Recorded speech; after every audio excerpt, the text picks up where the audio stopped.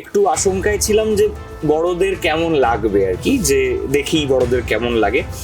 আমার নিজের মাসি, মেসো, আমার মা, আমার দুই বোন, আমার বাবা সকলে দেখেছে, প্রত্যেকের একইভাবে ভালো লেগেছে। আমার কিছু বন্ধুরা গিয়েছিল স্পেশাল স্ক্রিনিং এর দিন, তারা দেখে খুব এনজয় করেছে, পুরো টাইম বসে ওরা হেসেছে হলে। এরকম ওই সময়টাতে ওখানে এমনও সময় হয়েছে যে কেউ হাসে না, শুধু আমার বান্ধবীরা হাসছে। দেখে কোনো সময় মনে হয়নি যে জোর করে হাসানো হচ্ছে বা চেষ্টা করা হচ্ছে। পুরো ওভারঅল যে জার্নিটা যেটা দেখানো হয়েছে, যে স্টোরিটা দেখানো হয়েছে, তারা কানেক্ট করতে পেরেছেন। এবার এই যে কানেক্ট করতে পেরেছেন, সেটাই আমার মনে হয় যে আমাদের সবার পাওয়া। বোমবাবু, বোমবাবু নামটা একটা অদ্ভুত নাম। হ্যাঁ, মানে খালি বোমবাবু নয়, বা বোমবাবু যে দলের সবাই, তারা সবকিছুই করে একটা বিস্ফোরণ জাতীয়র সাথে মানে অ্যাসোসিয়েটেড। বোমবাবু ছেলের নাম অ্যাটম, তার যে সাইড কিক তার নাম পেটো, আর একজন সাইড নাম স্প্লিন্টার। পুরোটাই হচ্ছে কোন বিস্ফোরণ জাতীয়, মানে আমরা একটা বিস্ফোরণ করতে চেয়েছিলাম এই ভার্জিনপুরে। নামটা মনে রাখিস, গভর্নমেন্ট সরকার।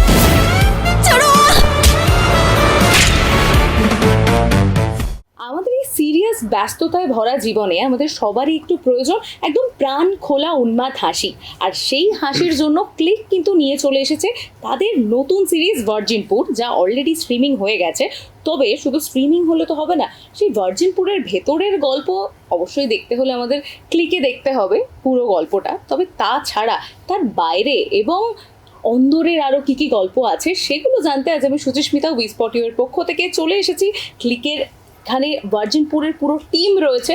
প্রথমেই ইন্ট্রোডিউস করার অবশ্যই দরকার নেই, আপনারা সকলেই চেনেন। তবে আমি একটু ভার্জিনপুরের মানে হিসেবে যদি বলি, তাহলে আমার এই পাশে রয়েছে জিতু এবং রাই, এবং তার পাশে রয়েছে ঝিন্টি।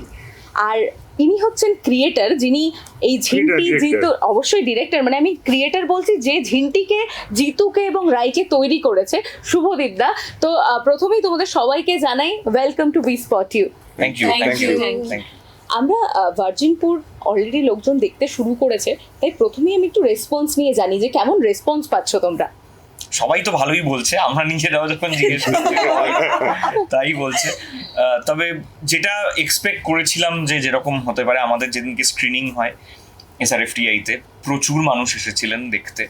এবং এটা বলতে ভয় বলে বলছি এমন নয়, মানে সত্যি সত্যি প্রচুর মানুষ এসেছিলেন দেখতে। এবং একটা খুব আনন্দের, আমরা সবাই আলোচনাও করছিলাম যে আমাদের প্রজন্মের মানুষজনের তো ভালো লাগছেই, একটু আশঙ্কায় ছিলাম যে বড়দের কেমন লাগবে আর কি, যে দেখি বড়দের কেমন লাগে। আমার নিজের মাসি, মেসো, আমার মা, আমার দুই বোন, আমার বাবা সকলে দেখেছে, প্রত্যেকের একইভাবে ভালো লেগেছে।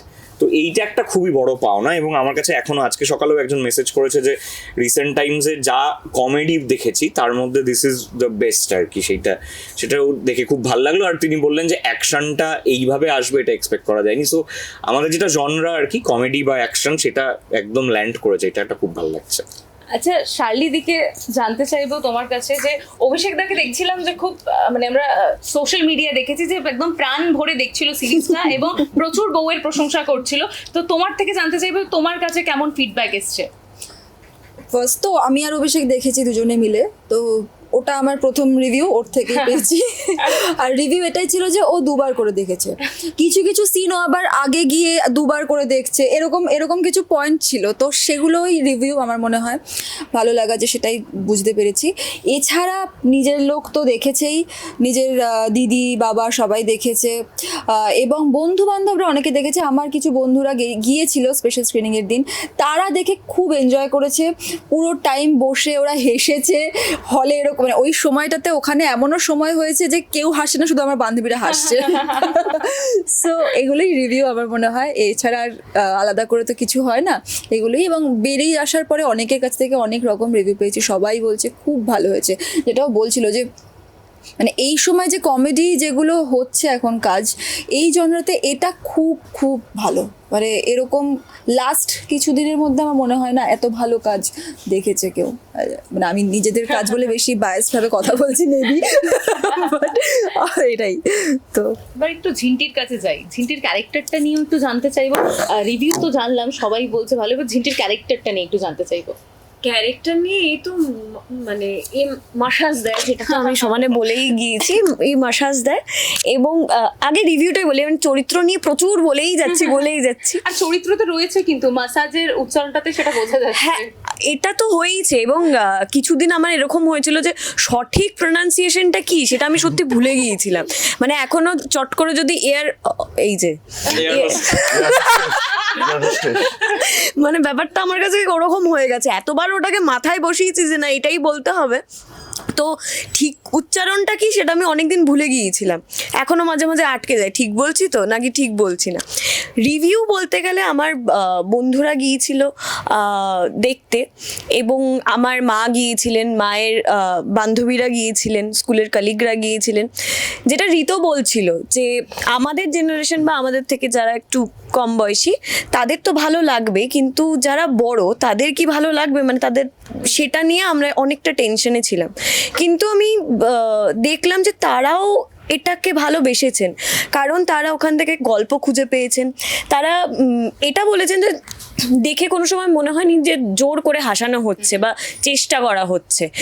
পুরো ওভারঅল যে জার্নিটা যেটা দেখানো হয়েছে, যে স্টোরিটা দেখানো হয়েছে, তারা কানেক্ট করতে পেরেছেন।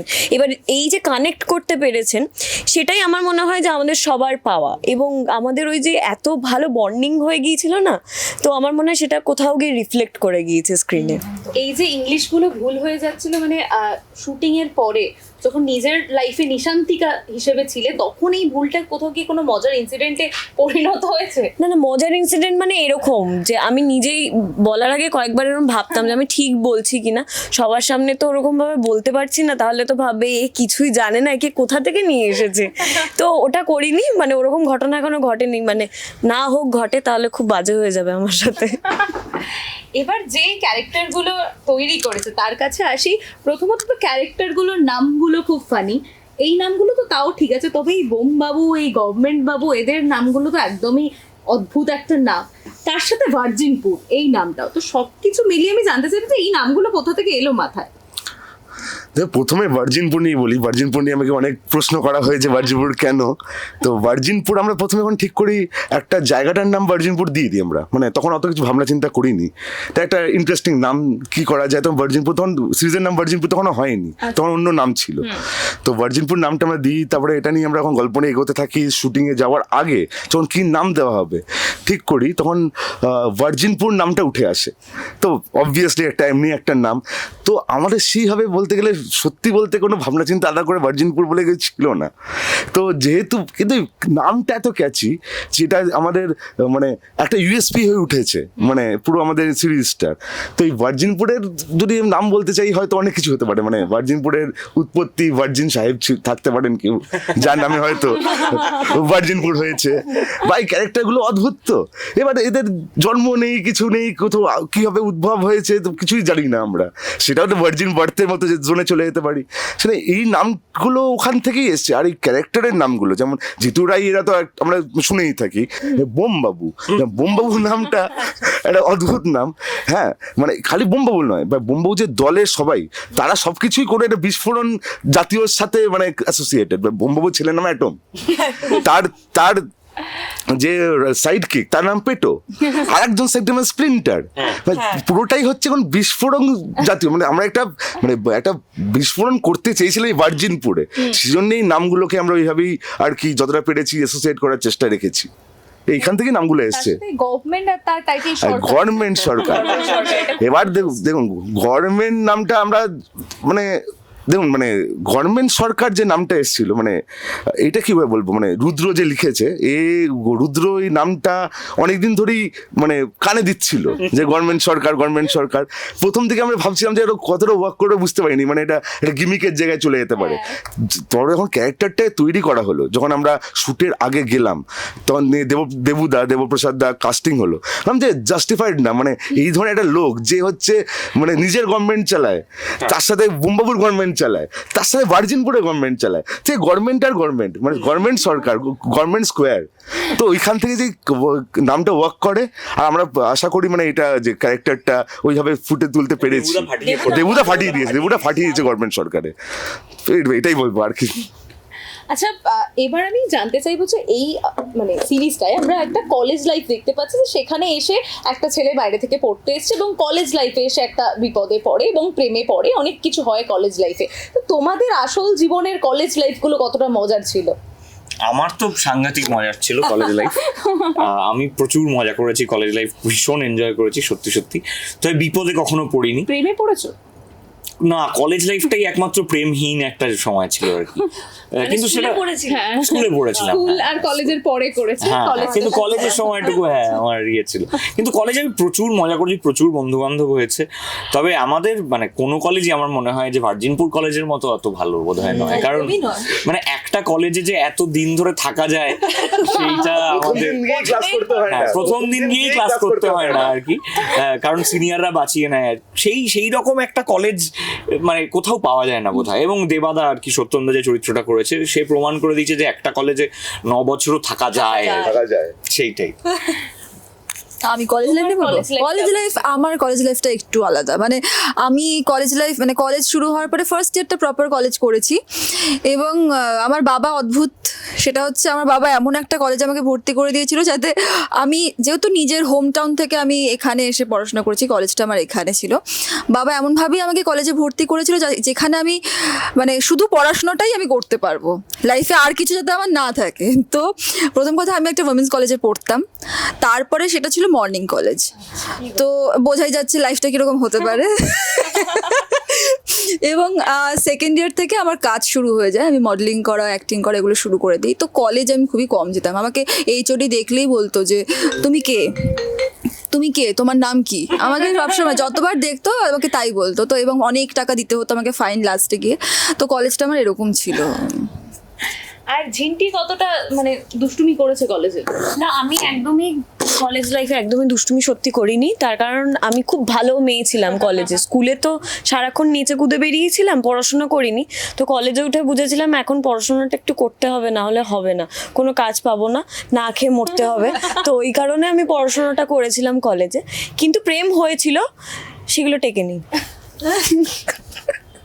আর এই ভার্জিনপুরের যে কলেজটা ছিল সেটার যে এক্সপিরিয়েন্স, সেরকম মানে আমরা অলরেডি দেখতেই পাচ্ছিলাম যে মানে যারা সিরিজটা দেখেছে তারা দেখেছে নিশ্চয়ই যে কতটা মজা করে কাটানো হয়েছে পুরো সিরিজটাতে। তো এই যে লাইফটা আমরা যেরকম পর্দায় দেখতে পেয়েছি, পর্দার পেছনে তোমাদের সেই লাইফটা কেমন কেটেছিল? মানে শুটিং এর যখন ভার্জিনপুরটা ফুটে উঠছিল তোমাদের স্ক্রিনে, সত্যি কথা বলতে ম্যাক্সিমাম দিনই মানে ঋতুর খাবার দেখেই আমাদের সময় কেটে গিয়েছিল।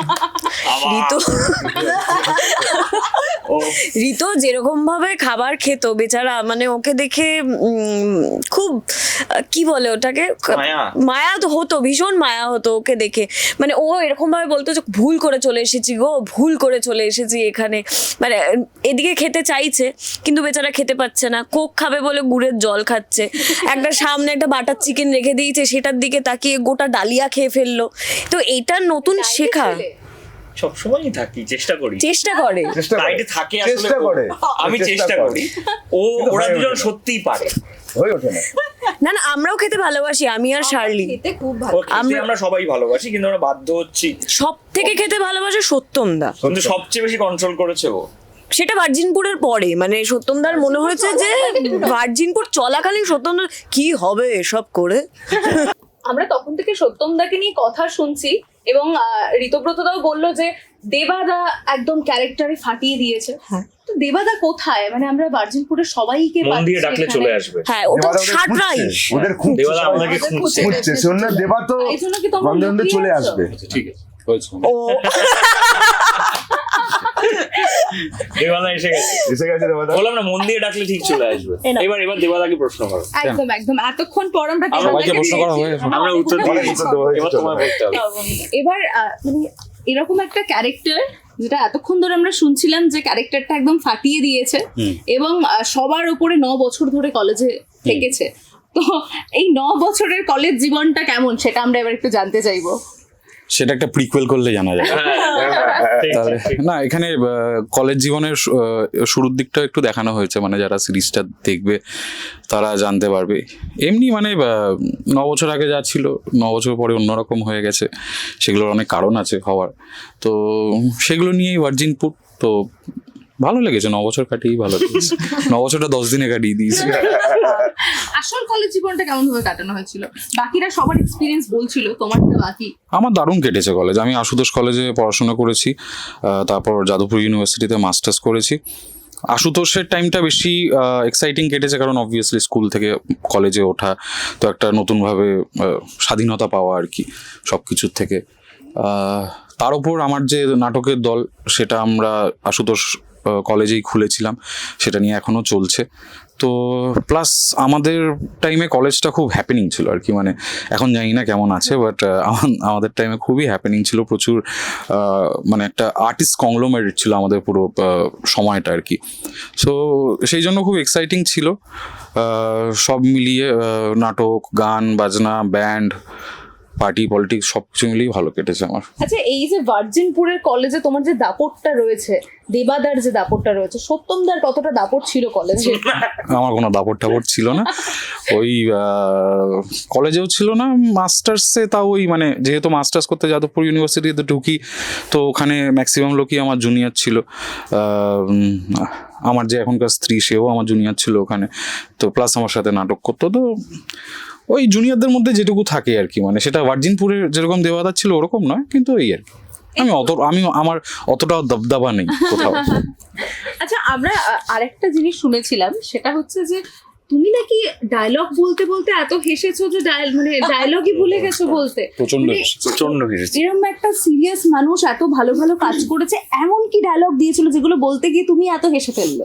না, আমি একটা রিয়েলাইজ করছি যে আমার কমেডিতে আমার খুবই অসুবিধা হচ্ছে ভালো লাইন থাকলে। এটা বাম্বিদা বলতে পারবে, আমাদের আরেকটা কাজেও মানে সব শর্ট কাটা হচ্ছে আমি হাসছি বলে।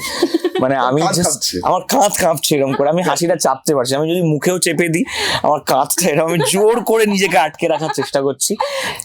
এটার সম্পূর্ণ কৃতিত্ব অবশ্যই যারা ডায়লগ লিখেছেন বা যারা স্ক্রিন প্লে লিখেছেন তাদের। ভার্জিনপুরে যেটা হয়েছে যে আমি প্রথম যখন পড়েছি তখনও আমি যে পরিমাণ মজা পেয়েছি, এবার বারবার রিডিং এ, এবং ন্যাচারালি যখন আমাদের রিডিং হয়েছে এইখানেই হয়েছে ঘটনাচক্রে, তখন অ্যাক্টররা নিজেরা যখন লাইনগুলো পড়ছে তখন সেটায় আরেকটু চরিত্র, মানে আরেকটু সেটা ক্যারেক্টারাইজেশন যেহেতু আসছে, আরো মজার লাগছে। এবং যখন শুট করতে গেছি তখন ওটা সবাই একসাথে আছি, একটা ইনস্ট্যান্টলি আর একটা রিয়াকশন হয়েছে। তো সেটার ফলে আমার যেটা হয়েছে যে আমি যেই বুঝতে পারছি এই ডায়লগটার পরে ওই লাইনটা আসছে, আমি আর নিজেকে বোঝাতে পারছি না যে শান্ত থাকতে হবে। মানে আমি খুব চেষ্টা করছি কিন্তু আমি হেসে ফেলছি, এরকম হয়েছে বহুবার। এবং এইবারও যখন দেখেছি, আমি জানি যে লাইনটা কি, তারপরেও সামহাউ ওই ডেলিভারিটার জন্য অসাধারণ লাগছে দেখতে। তো এটা প্রথমত ভীষণ রকম ভাবে কৃতিত্বটা সম্পূর্ণটাই আমাদের যারা লিখেছেন, রুদ্রদীপদা এবং সৌমিতদা, ওদের জন্য। এবং দ্বিতীয়ত হচ্ছে বাম্বিদা, মানে শুভদীপদা এবং জয়দীপদা, ওরা যেভাবে ব্যাপারটাকে কমেডিটাকে ওয়ার্ক করিয়েছে। এবং আরেকটা খুব গুরুত্বপূর্ণ হচ্ছে অ্যাক্টার্সরা, এখানে যারাই অভিনয় করেছেন, মানে আমরা এই পোস্টারে যাদেরকে দেখতে পাচ্ছি বাদ দিয়েও আমাদের এখানে মানে স্বল্প দৈর্ঘ্যের চরিত্র যেগুলো আর কি আমি বলছি, সেখানে শুভঙ্কর দা একটা অসাধারণ চরিত্র করেছে, সেটার নাম চ্যাং। সেইটা চ্যাং চিকেন কর্নার সিসিসি, আমাদের ভার্জিনপুরের একটা খুব গুরুত্বপূর্ণ একটা টুরিস্ট ল্যান্ডমার্ক ওটা।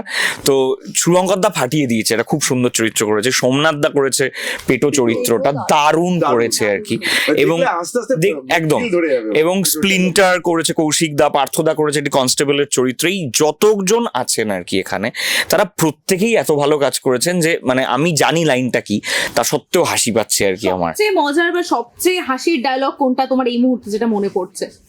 সেটা হচ্ছে আমি এই জোকটা এত ভালো ল্যান্ড করবে আমি ভাবতে পারিনি। সেটা হচ্ছে সত্যমদা মানে বোমবাবুকে দেবাদা ফোন করেছে একটা র্যানসাম কলের জন্য, করে বলেছে যে তোর বাংলোটাকে এখনো আমি আমার প্রাইভেট পেচ্ছাপখানা বানাতে পারি। এবং বোমবাবু অপশব্দ পছন্দ করেন না, উনি একজন অত্যন্ত সাংস্কৃতিক মানুষ, যেহেতু উনি ম্যাডামের আশীর্বাদে এসছেন, তাই উনি সংস্কৃতি পছন্দ করেন, সুস্থ সংস্কৃতি চান। তাই উনি even in a ransom call উনি যেই বলেছেন দেবাদা পেচ্ছাপখানা, বলেছে শৌচালয়। তো এই লাইনটা এত ভালো ডেলিভারি হয়েছে বিশুদার, আমি জাস্ট মরে গেছি ওটা দেখতে দেখতে, হাসতে হাসতে, এত ভালো লেগেছে আমার। এটা এখন কারেন্ট ফেভারিট হচ্ছে ওইটা, যে শৌচালয়। আচ্ছা, আমরা ভার্জিনপুর নিয়ে তো আড্ডা দিলাম, এবার আমাদের যারা দর্শকরা রয়েছে তারা অলরেডি যারা দেখে নিয়েছে তারা তো ঠিক আছে, যারা এখনো দেখেনি তারা কিভাবে দেখবে সেটা একটু বলে দাও, তারপর সেটা আমি আড্ডাটা শেষ করবো। তো একটা ছোট্ট গেম আছে, আচ্ছা। সেটা পরে বলছি। নায়িকারা বলুক একটু। হ্যাঁ, সেটা- নায়িকারা বললে বেশি বেশি দর্শক। একদম একদম। নায়িকারা বলুক। আমাদের একদম ক্লিক, আমাদের সবার প্রিয় ভার্জিনপুর আপনারা দেখতে পারবেন সবার প্রিয় ক্লিকে একমাত্র। কিছু বলে দাও। আচ্ছা আচ্ছা। না একটু নিজের মতো করে, নিজের মতো করে। নিজের তো মানে নিজের মতো করে। বহুবার ধরে বলেছি, হ্যাঁ, কেন কেন দেখবো সেটা বলো। এই দেখবেন, তার কারণ বহুবার ধরে বলেছি, এই যে এনাদেরকে দেখতে পাচ্ছেন, এনারা তো এনারা কাজ করেছেন, আমিও একটু কাজ করেছি। এই লোকটি বাম্বিদা, মানে শুভদীপ। শুভদীপ দা, ঠিক আছে, বাম্বিদা বলে বলে অভ্যেস হয়ে গেছে। তো আমরা সবাই মিলে এই কাজটি করেছি, প্লিজ একটু দেখবেন, মজা পাবেন, হাসবেন, আর কি মানে মজাই পাবেন, প্লিজ দেখে নিন। না তো আর কি বলবো গো।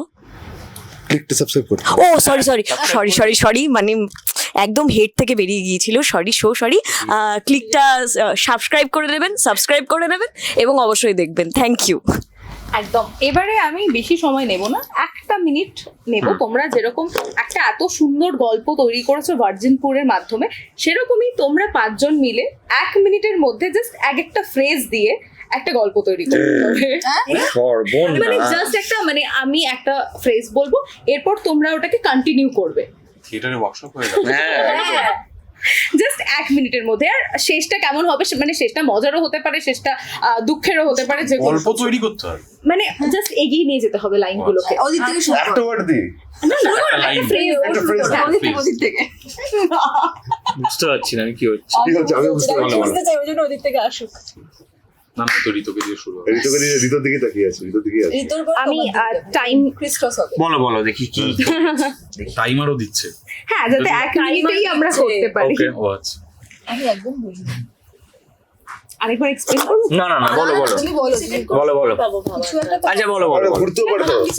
ভাবতে থাকো ভাবা যাবে না, মানে Rapid আমি fire। বলবো, তারপরে তোমাকে ওটাকে কন্টিনিউ করতে হবে একের আবার পর এক। ঘুরে চলো। আসবে। তোমরা কন্টিনিউ আচ্ছা। করবে, আমি হয়তো start হয়তো 2-3 বারও ঘুরতে পারে। হ্যাঁ। ও বাবা, হ্যাঁ। বলো। মজা চলো। একদিন সকালবেলা একটা মেয়ে, আমি শুরু করছি। এইবার এটাকে বলে কি করে প্লাগ ইন করতে হয় সবকিছুতে। একদিন সকালবেলা একটা মেয়ে উঠে ক্লিকের ইউটিউব চ্যানেলে ভার্জিনপুরের ট্রেলারটা দেখলো। তারপর অসাধারণ এক্সাইটেড হয়ে 16 তারিখ রিলিজ হওয়ার সাথে সাথে ভার্জিনপুরটা দেখে ফেললো ক্লিকে। কন্টিনিউ করো। এবং দেখার পর সে এতই হাসলো, হাসতে হাসতে সে হার্ট অ্যাটাক করে ফেললো। যা হার্ট অ্যাটাক করে যখন হসপিটালে গেল, হসপিটালে গিয়ে সবাইকে, ডাক্তার নার্স সবাইকে বললো ক্লিক সাবস্ক্রাইব করে ভার্জিনপুর দেখতে। এইবার সত্য না, এটা এন্ড এটা মাইক ড্রপ মোমেন্ট দিয়ে। তারপর সুপারিনটেন্ডেন্ট এসে যখন দেখলো সবাই মিলে ক্লিক দেখছে, তখন সবাইকে খুব ঝাড়লো। আর 10 সেকেন্ড আছে, ঋতুব্রতদার কাছে শেষ করে, আসছে শেষ করে। লাইরে। কিন্তু সবাইকে ঝাড়ার পর তিনি যখন নিজে ভার্জিনপুর দেখলেন, তখন বাকি সমস্ত স্টাফকে জোর করে বসিয়ে ক্লিকে ভার্জিনপুর দেখালেন এবং 4th ওয়াল ব্রেক করে বললেন আপনারাও দেখুন। মানে প্রমোশন কিভাবে করতে হয় এদের থেকে শেখাও। ইয়েস, অনেক অনেক ধন্যবাদ তোমাদের সকলকে এতটা সময় দেওয়ার জন্য। আর খুব ভালো লাগলো, খুব মজার লাগলো। আশা করি দর্শকদের আমাদের আড্ডাটা যেরকম মজার লাগবে, সেরকমই ভার্জিনপুর আরো বেশি মজার লাগবে। তাই থ্যাংক ইউ তোমাদের সকলকে, এবং থ্যাংক ইউ দর্শকদেরও। এরকমই আরো নতুন নতুন আড্ডা দেখার জন্য অবশ্যই নজর রাখবেন বি স্পট ইউতে। ধন্যবাদ। Thank you.